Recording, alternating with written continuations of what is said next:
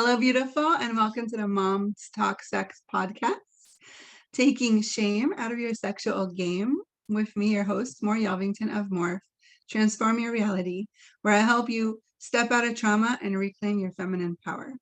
And I am so honored to have the beautiful Carla with me today. Did I say it right? Hello. Yeah, you did. Thank you. Yeah, sorry. So I'm Carla Crivaro. I'm a trauma-informed and certified sex, love, and relationship coach, working with men and women to help them understand themselves and each other, sexually and relationally. So thank you for having me today, More. Thank you so much for being here. So I'm curious, how long have you been doing this and what kind of brought you to this line of work, Yeah, so well, I hadn't actually planned on being a coach in the realm of sexuality at all. So I've been doing this for a couple of years. My goal had originally been to help mums that were struggling with anxiety and that sort of thing. But then when I started doing my training, I really unearthed so much around my own. And I wrote it down as you said it, take the shame out of your game, because it was a huge amount of shame that I had around my sexuality, because I grew up Catholic and I have Southern Italian heritage. So all of that piled on meant that I was, really repressed sexually, and I wasn't aware of it. And it was, a lot of my own sort of work around my own trauma healing, let's say. And then I got to a certain point and I was like, okay, my sex life could be better. I don't know how that looks or what I actually want. I just know that I can get more from it. I was having orgasms and, that was all good and fine. And technically everything was good, but I just felt like I could experience more in my body. And just get something more fulfilling from it. So I decided to do a training well, my goal was actually just to support women with coaching. So I was like, okay, I'll do some coaching and then I'll learn about the whole sex thing. As I'm doing the sex, love, and relationship coaching training, I can learn about the sex and it can help me personally. But I had no intention of actually doing that. And it was only after the first 3 or 4 months of doing a really deep dive in my own sexuality did I actually say, hang on a minute, this work is massively important. And one of the reasons being is because it's where we hold a lot of our shame, when we aren't aware of our own shame and we're not aware of that as an emotion or a sensation, it can be really damaging how we project that out onto other people. And my shame, particularly, I projected it out to other women and made judgments about them and their sexuality because I had shame around my own. So it was uncovering all of that, working with the shame. I like to see sort of like I take a tantric approach to things in the sense of we are already whole and we come to wholeness by acknowledging all of our different parts and loving all of them, including the parts of us that feel shame. So rather than trying to sort of dismiss it or get rid of it, it's about returning to who we are, loving that part of us and being one with that, I suppose. Yes. Oh my gosh, I love that. I'm going to turn this. I'm just going to talk to you like this because it's making me really distracted. My ADD brain is going in a million miles. Okay, I love this. So I'm curious, what kind of tips can you share with our listeners and our moms that can really help them step out of the shame, especially around blowjobs? How do you feel like blowjobs? Because this is something that I know comes up a lot when I talk to my girlfriends, my mom friends. And some of them are like, I don't want anything to do with it. And some of them love it. And some of them are like, once in a while for a birthday or for a fun occasion. So I'm really curious specifically, and this is going to be where we're going to deep dive today. What can you share with us to make blowjobs not such a taboo subject? So I think the very first thing that we need to be mindful of is that, oral sex, whether it's oral sex on a man or a woman, carries a lot of shame and a lot of discomfort and embarrassment for a lot of people. So that the shame is already there, and our sexuality, you know, because I know that you work with like the sacral chakra. So if we're, you know, the root chakra is the place of safety, the sacral chakra is, you know, our sexuality and creativity. So, you know, if we're not sort of working through and healing those parts of ourselves, then they're going to affect the rest of our energetic body. So, you know, the first thing that I always like to invite people to do is to bring awareness to the different parts of themselves where they feel shame and embarrassment around oral sex. And quite often, especially when it comes to things like blowjobs, it can be the external condition. So being mindful, conditioning, sorry. So being mindful of the messages that we receive.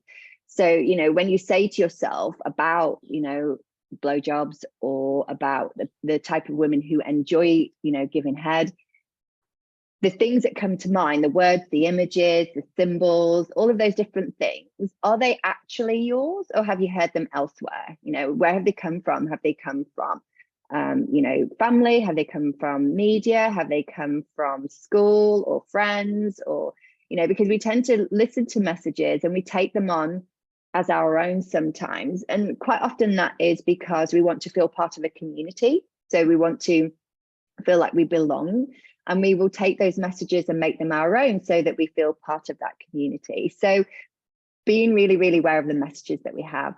Also, another thing, quite a big thing around blowjobs can be genitals. You know, a lot of people see their own genitals and other people's genitals as really dirty.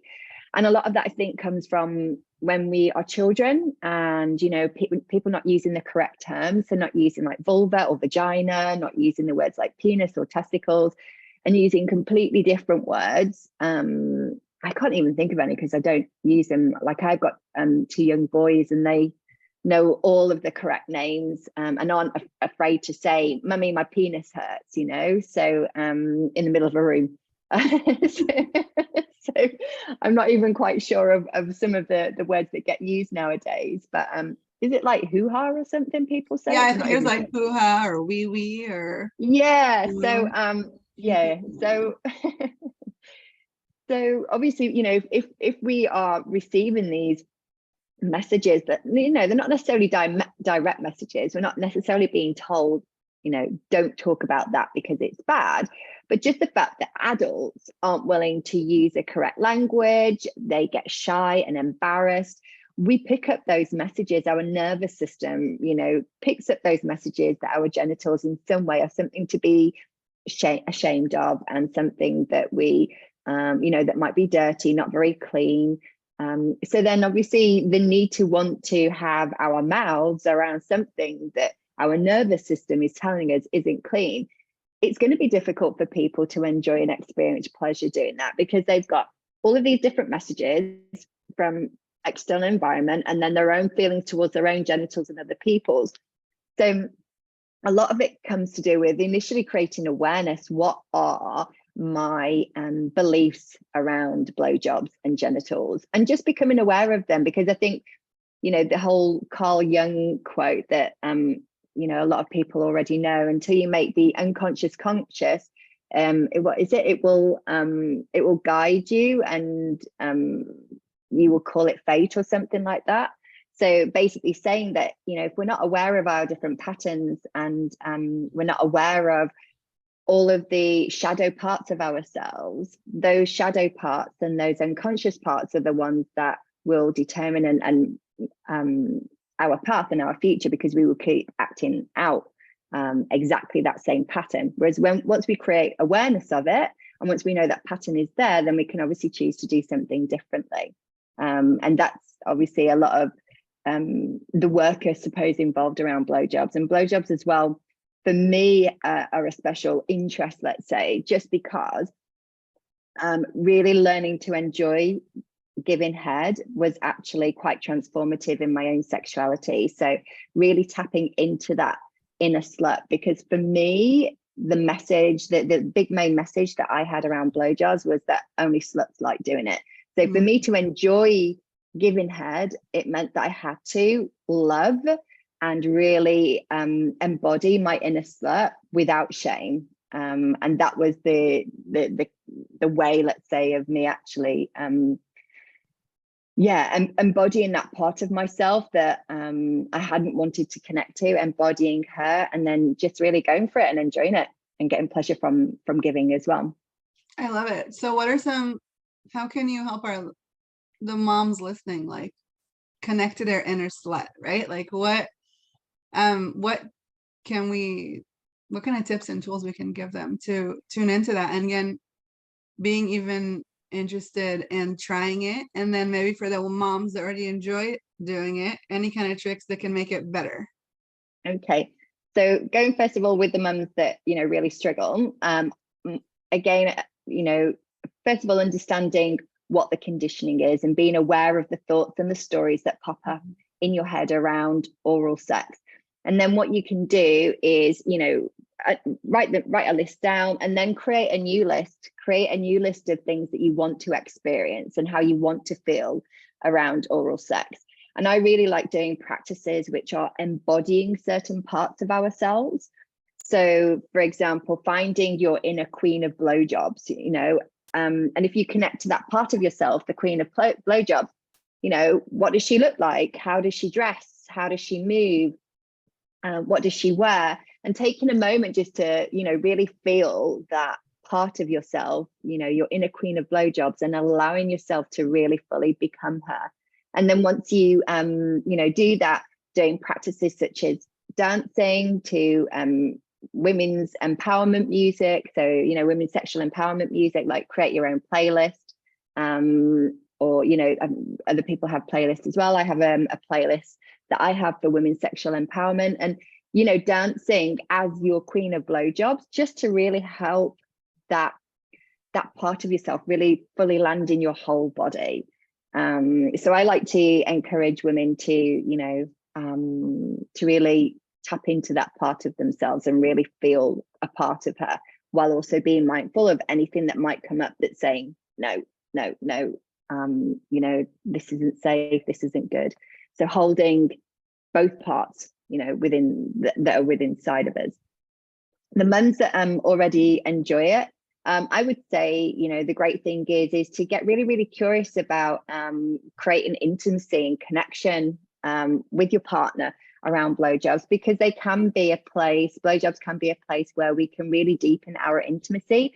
So a couple of things to try are things like doing a massage, a penis massage, but not necessarily to, you know, get your partner hard or make him come, but just to create that connection. So getting curious with how you touch his penis, how you touch his testicles, you know, noticing how the skin moves. So just getting, you know, almost like childlike in your approach to genitals, as in, oh, you know, this is almost like, this is the first time I've ever seen them. See how it moves, see, you know, if I do this, if I pull this part here, and becoming really, really aware and curious as to, you know, the genitals themselves. And then the next stage of that would be to do that orally. So using your mouth and your tongue and your lips, and to really explore the genitals, you know, noticing how it feels with different parts of your mouth, touching different parts of the genitals.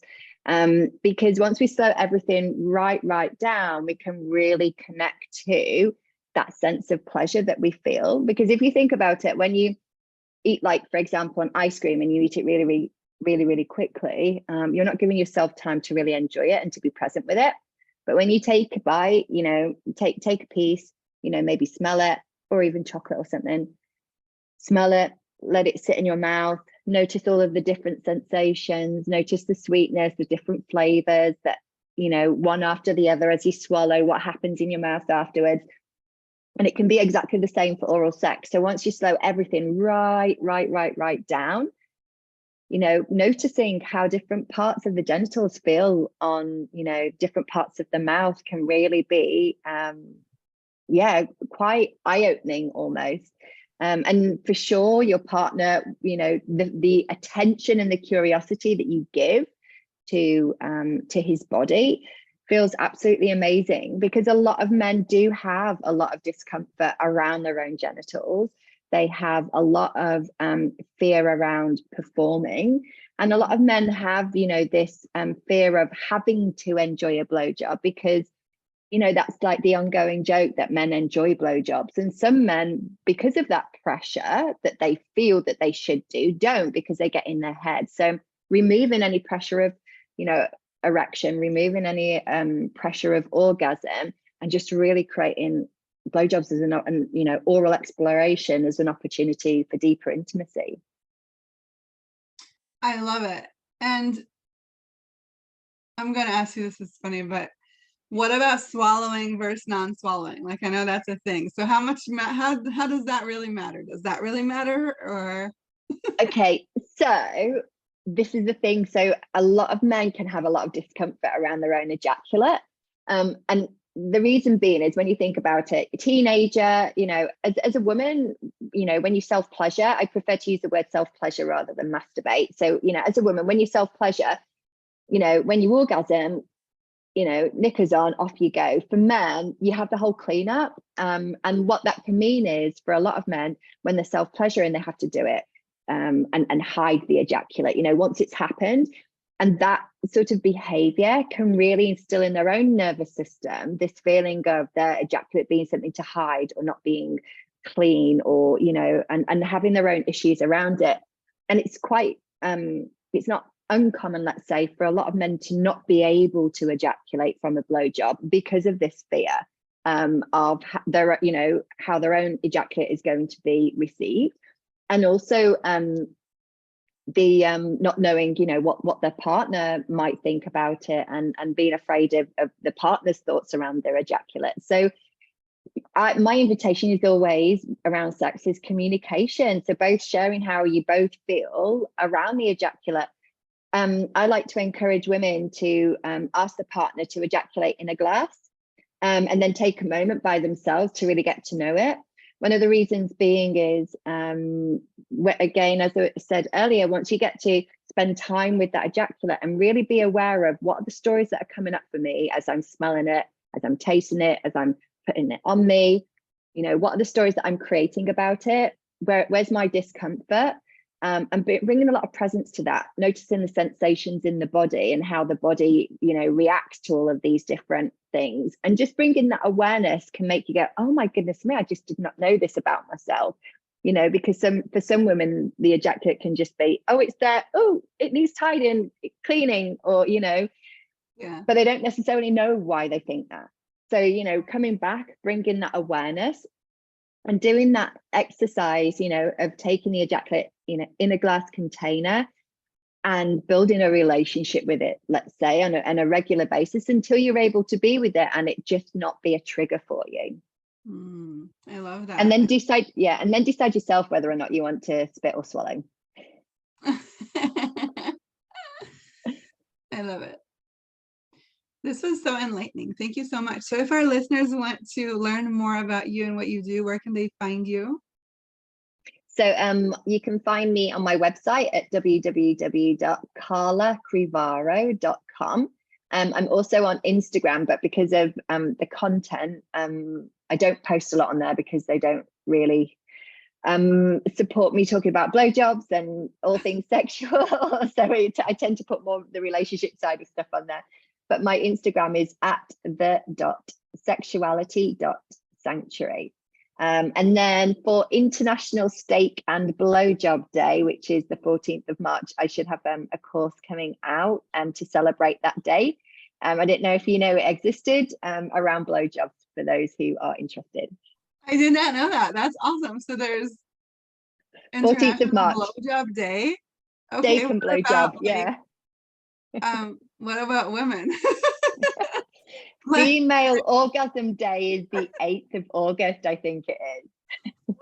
Oh, we'll have to celebrate that. Maybe that's why it's called the Lion's Gate. Oh, I see. 8-8. I got it. Perfect. Okay, well, thank you so much for being here. It was such a gift, and I really enjoyed having you. And thank you guys for listening. If you enjoyed this, please leave us a comment and share and like.